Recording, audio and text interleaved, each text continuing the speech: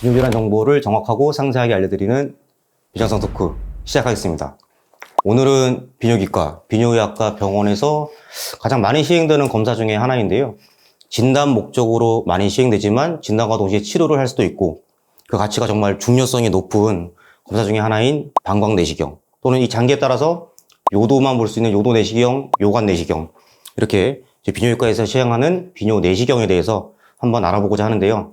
먼저 어떤 기구, 내시경 기구를 통해서 검사를 받게 되시는지 먼저 설명을 드리고 시작을 하겠습니다.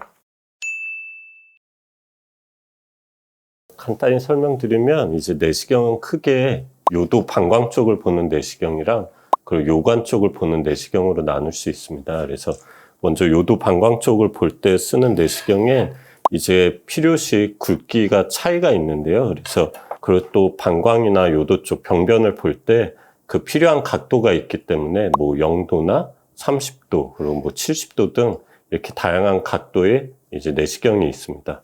그 요거 같은 경우는 이제 요관을 볼 때 보는 내시경인데 아무래도 이제 방광이나 요도 쪽 볼 때보다 길이가 길어야 되기 때문에 이렇게 좀 길게 있는 게 특징적이고요. 그 요런 건 이제 좀 딱딱한 경성 내시경이었고 그 요새는 이제 통증이 덜한 연성 내시경이 있습니다. 그래서 이제 연성 내시경 같은 경우도 이렇게 방광이나 뭐 요도 쪽을 볼 수 있는 길이가 짧은 연성 내시경이 있고 그 요관은 이렇게 아까 말씀드렸던 것처럼 길이가 길어야 되기 때문에 이런 길이가 긴 연성 내시경이 있습니다. 그리고 이제 방광이나 뭐 요도 그리고 뭐 요관 쪽에 뭐 결석이나 뭐 종물 어떤 특별히 검사가 필요할 때 이런 이제 포셉이라고 하는데 집게 같은 걸로 이렇게 찝어서 내시경을 통해서 이제 검사를 진행하기도 합니다. 이창규 원장님께서 지금 잘 설명을 해주셨는데요.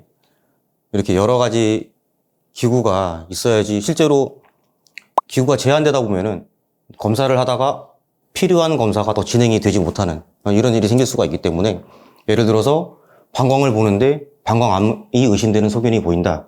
그럼 조직검사까지 시행이 돼야 되거든요. 근데 이제 말씀하신 것처럼 저런 포셉이 있어야 조직검사까지 가능하고 또 혹시나 마취가 돼 있는 상태에서 한다 그러면은 뭐 치료까지도 진행을 할 수 있겠죠. 네, 간단히 내시경에 쓰이는 기구를 봤는데 그럼 이 내시경 받기 전에 어떤 준비해야 될 상황이 환자분들께서 준비해야 될 상황이 있으면 간단히 좀 말씀을 해주세요. 우선 이 방광내시경 같은 경우는 뭐 위나 대장내시경처럼 금식을 해야 된다거나 특별히 준비해야 될 사항은 없고요.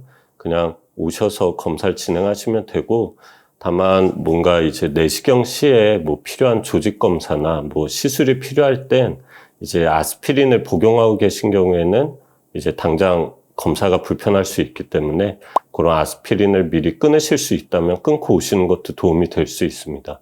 그리고 시술 후에는 일시적으로 그런 소변 볼 때 좀 따끔한 증상이라든가 이제 혈뇨 같은 게 며칠 보이실 수 있는데 그건 특별히 걱정하실 필요는 없고 저희가 필요시 드실 수 있는 항생제나 소염제 같은 약을 처방해 드리고 있습니다.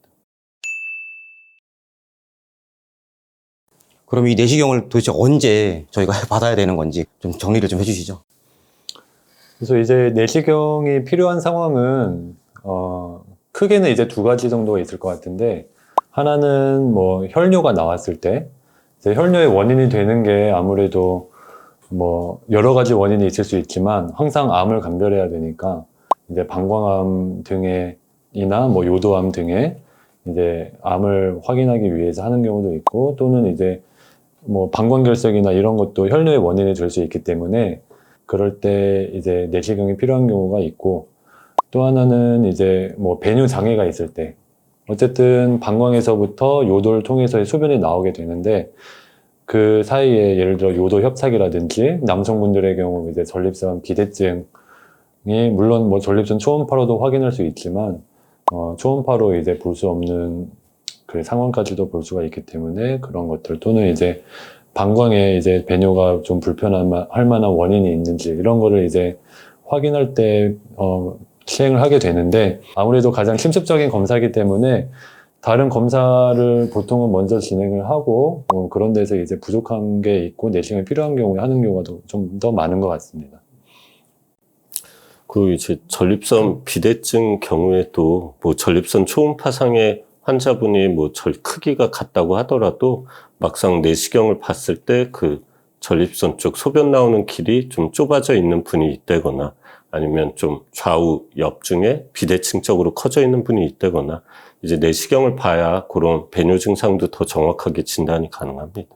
그래서 저는 보통 이제 전립선 비대증이 그렇게 심하지 않은데 이상하다 싶을 정도로 소변이 좀 불편하신 분들, 예, 그런 분들한테 있어서 내시경을 하다 보면은 물론 뭐 제가 의심하는 뭐 병에 대해서 항상 검사를 하다 보면은 생각지 못한 것들을 발견하는 경우들이 있고 그런 게 물론 환자분한테 안 좋은 걸 수도 있지만은 어떠한 병을 조금 더 초기에 진단하고 치료할 수 있는 그런 방법이 되기도 하기 때문에 내시경은 굉장히 좋은 검사라고 저는 생각을 합니다. 환자분께는 불편하더라도. 예. 아까 말씀드렸듯이 이제 부드러운 연성 내시경도 있기 때문에 마취제를 해가지고 하면 큰 불편함 없이 받아보실 수 있습니다.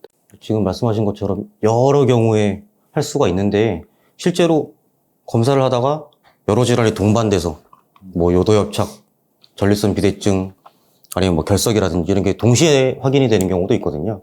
그래서 단순히 엑스레이 검사라든지 뭐 CT 아니면은 뭐 다른 검사를 통해서 초음파 같은 다른 검사를 통해서 확인된 거 이상으로 또 진단적인 가치가 있는 되게 중요한 검사라고 생각을 합니다.